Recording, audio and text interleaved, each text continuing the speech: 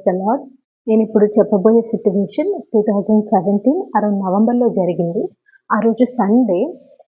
నా current location నుంచి నేను చర్చ్‌కి వెళ్ళాలంటే ఇట్ వాస్ అరౌండ్ 45 కిలోమీటర్స్. ఆ 45 కిలోమీటర్స్ ట్రావెల్ చేయడానికి నేను పబ్లిక్ ట్రాన్స్‌పోర్ట్ యూజ్ చేసేదాన్ని. దాంట్లో ఫస్ట్ హాఫ్ అంటే ఫస్ట్ 20 కిలోమీటర్స్ ఒక ట్రాన్స్‌పోర్ట్‌లో ప్రయాణించిన తర్వాత అక్కడ బస్ దిగి మళ్ళీ వేరే పబ్లిక్ ట్రాన్స్‌పోర్ట్ తీసుకొని నేను వెళ్ళే చర్చ్‌కి ప్రయాణం జరిగేదనమాట. సో, ఆ రోజు నేను నా కరెంట్ లొకేషన్ నుంచి నేను 20 కిలోమీటర్స్ ట్రావెల్ చేశాను. అంటే ఫస్ట్ హాఫ్ అనేది అయిపోయింది. సో, అది సెంట్రల్ సిల్క్ బోర్డ్ అనమాట. ఆ ప్రాంతం నుంచి మళ్ళీ ఇంకొక 25 కిలోమీటర్స్ ట్రావెల్ చేయాలి. సో, ఆ సెంట్రల్ సిల్క్ బోర్డ్ అనే ప్రాంతంలో నేను దిగాను. దిగిన తర్వాత రోడ్ క్రాస్ అయ్యి నేను అటుపక్క ఉన్న బస్ స్టాప్‌కి నేను వెళ్తూ ఉన్నాను. వెళ్తున్న టైంలో ఒక వయసులో పెద్దాయన అరౌండ్ 60-65 ఇయర్స్ మధ్యలో ఉండొచ్చు. ఆయన ఫోన్‌లో ఎవరితోనో మాట్లాడుతూ ఇబ్బంది పడుతున్నట్టు నాకనిపిచ్చింది. నేననుకున్నాను ఇప్పటికి ఇంకా హాఫ్ జర్నీ ఉంది. నాకు చర్చ్‌కి టైం అవుతుంది. నేను ఫస్ట్ వెళ్తాను అని చెప్పి నేను డిసైడ్ అయిపోయి నేను వెళ్తూ ఉన్నాను. తన్ని పట్టించుకోకుండా. ఆ వెళ్తూ ఉన్న టైంలో నాలో ప్రేరణ గో బ్యాక్, వెనక్కి వెళ్ళు అన్న ప్రేరణ నాకు బాగా కలుగుతుంది. అయితే లేదు నాకు చర్చ్‌కి టైం అయిందని నన్ను నాకు నేను ఆన్సర్ చేసుకొని నేను ముందుకెళ్తున్నా. వెళ్తున్న టైంలో మళ్ళీ ఇంకొకసారి వెనక్కి వెళ్ళు, ఆయన దగ్గరికి వెళ్ళు అన్న ప్రేరణ నాకు కలిగింది. సరే అని వెనక్కి వెళ్ళి అంకుల్ నేను మీకు ఏ విధంగా హెల్ప్ చేయాలి అని అడిగాను. అడిగితే ఇదిగో ఫోన్‌లో మాట్లాడమ్మా నేను ఎక్కడున్నానో నేను ఎక్స్‌ప్లెయిన్ చేయడానికి ట్రై చేస్తున్నానని చెప్పి నాకు ఫోన్ ఇస్తే నేను వాళ్ళ అబ్బాయితో నేను మాట్లాడాను.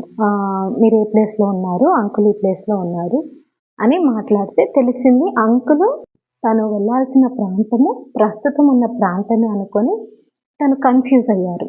అయితే నేను ఫోన్‌లో మాట్లాడి చెప్పాను. సరే నేను నేను అంకుల్‌ని ఆటో ఎక్కిచ్చి పలానా డెస్టినేషన్‌కి పంపించేట్టుగా నేను మాట్లాడతానని చెప్పాను. మళ్ళీ అంకుల్‌ని తీసుకెళ్ళి అటు సైడ్ రోడ్ క్రాస్ చేసి అక్కడ ఆటో మాట్లాడి ఆటో ఆయనతో పలానా డెస్టినేషన్‌లో దింపండి అని చెప్పి నేను అయిపోయిందనమాట మ్యాటర్. సో, అప్పుడు అంకుల్ నాతో మాట్లాడిందేంటంటే, "అమ్మా నేను చర్చ్‌కి వెళ్ళాలి. గాడ్ బ్లెస్ యూ తల్లి" అని చెప్పారనమాట. అంకుల్ ఆ మాట చెప్పగానే నాకు తెలియని జాయ్ లేకపోతే నా హృదయం ఒక విధంగా తెప్పరిల్లిందనుకోవచ్చు. ఎందుకు అంటే నా పాటికి నేను చర్చ్‌కి టైం అవుతుందని వెళ్తున్నాను ఫాస్ట్‌గా. అట్ ద సేమ్ టైమ్ ఆ అంకుల్ ఏ ఇబ్బందిలో ఉన్నాడో నాకు తెలీదు కానీ పరిశుద్ధాత్మ దేవునికి తెలుసు. సో, దేవుడు నాలో ప్రేరణ కలిగించి మళ్ళీ వెనక్కి వెళ్ళి మాట్లాడి అంకుల్‌ని వెళ్ళాల్సిన డెస్టినీకి చర్చ్‌కి రైట్ టైంలో నడిపించేట్టుగా ఒక చిన్న పాత్రగా ఆ టైంలో దేవుడు నన్ను వాడుకున్నాడు. నేను ఈ సాక్ష్యం ఎందుకు చెప్తున్నానంటే దీంట్లో ఏముంది అని అనుకోవచ్చు. కానీ when we make ourselves available to hear the voice of God మనల్ని మనము దేవుని మాట, దేవుని ప్రేరణ, దేవుని స్వరము వినటానికి మన హృదయము సిద్ధపాటుగా ఉంటే దేవుడు ఖచ్చితంగా మనతో మాట్లాడి తద్వారా మనల్ని ఇతరులకు ఏదో ఒక విధంగా హెల్ప్‌ఫుల్‌గా ఉండేలా దేవుడు చేస్తాడు. మరి ఆ విధంగా మాట్లాడాలంటే ఫస్ట్ మనం దేవునితో ఇంటిమసీ కలిగి ఉండాలి. ఇంటిమసీ ఎప్పుడు ఉంటది అంటే మనం ఒంటరిగా మెయిన్ ఇంటిమసీ దేవునితో మనం ఎప్పుడు డెవలప్ చేసుకుంటామంటే వెన్ వి ఆర్ అలోన్. ఈ లోన్లీనెస్ అన్న టైంని ఏ విధంగా అయినా వాడుకోవచ్చు. నేను ఫ్యూ ఇయర్స్ బ్యాక్ తల్లిదండ్రులకి దూరంగా ఉన్నాను. ప్రాంతము కాని ప్రాంతం అంటే మన తెలుగు స్టేట్స్ అయితే కాదు. వేరే రాష్ట్రంలో ఉన్నాను. ఒంటరిగా ఉన్నాను. జాబ్ చేస్తున్నాను. సాటర్‌డే, సండే వస్తే చర్చ్‌కెళ్తున్నాను, వస్తున్నాను. నా విషయంలో that was the most beautiful phase. ఎందుకంటే ఆ టైంలో దేవునితో ఇంటిమసీ డెవలప్ చేసుకోటానికి నేను బెస్ట్‌గా ఒక రకంగా యూజ్ చేసుకున్నానని చెప్పుకోవచ్చు.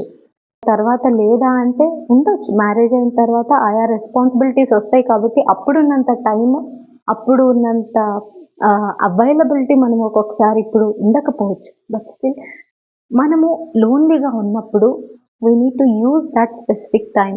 లోన్లీగా వాక్ చేస్తున్నప్పుడు, ఒంటరిగా వాక్ చేస్తున్నా, ఒంటరిగా కూర్చుని ప్రయాణం చేస్తున్నా, ఆ టైంలో మనము దేవునితో కమ్యూనికేట్ చేస్తే, ఆ కమ్యూనికేషన్ చేసే టైంలో దేవునికి మనకి ఇంటిమసీ డెవలప్ అవుతుంది.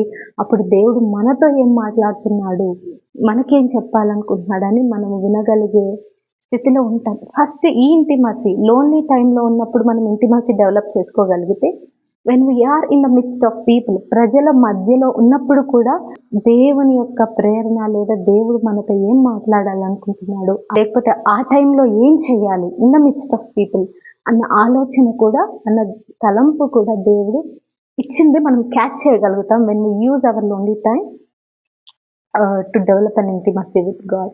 సో మనం అందరము కూడా మన వ్యక్తిగత టైంని లేదా మన లోన్లీ టైంని సహవాసమును దేవునితో డెవలప్ చేసుకోవటానికి యూటిలైజ్ చేసుకుంటే మనము ఆశీర్వదింపబడతాం, మన చుట్టూ ఉన్నవారు బ్లెస్ అవుతారు. తద్వారా అనేకులకు కూడా దేవుడు మనల్ని ఆశీర్వాదకరంగా ఉండాలని, ఒక ఛానల్ ఆఫ్ బ్లెస్సింగ్గా దేవుడు మనల్ని నిలబెట్టాలని ఆశ కలిగి ఉన్నాడు. ఆ విధంగా మనం అందరం ఉండేలాగున పరిశుద్ధాత్మ దేవుడు మనకు సహాయం చేసి సిద్ధపాటు కలిగిన హృదయాన్ని ఎల్లప్పుడూ దయచేయును గాక. ఆమేన్. May God bless this word. Amen.